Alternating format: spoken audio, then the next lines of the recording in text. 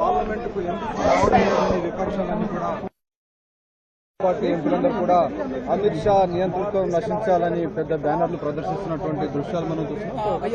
ఈ ధర్నాలో కాంగ్రెస్ పార్టీ ఎంపీలు, ప్రియాంక గాంధీ అందరూ కూడా ఎంపీలు ఉన్నారు. ప్రధానంగా విద్యార్థుల పార్లమెంటు ముట్టడి సందర్భంగా చాలా మంది విద్యార్థుల పైన లాఠీ చార్జ్ జరపడం, బాష్పవాయు ప్రయోగించడం, పెల్లెట్ గన్స్ ఉపయోగించడాన్ని నిరసిస్తూ పెద్ద ఎత్తున కాంగ్రెస్ పార్టీ ఎంపీలు బయట, కాంగ్రెస్ పార్టీ ఎంపీలందరూ కూడా పార్లమెంటు బయట నిరసన వ్యక్తం చేస్తున్నారు. కాంగ్రెస్ ఇస్తిఫార్దో అనేటువంటి నినాదాలు చేస్తున్నటువంటి డెఫినెట్ గా ఈ విద్యార్థులపై పెట్టినటువంటి కేసులు కానీ, అలాగే అర్ధరాత్రి విద్యార్థులను అరెస్ట్ చేస్తూ ఉన్నారు.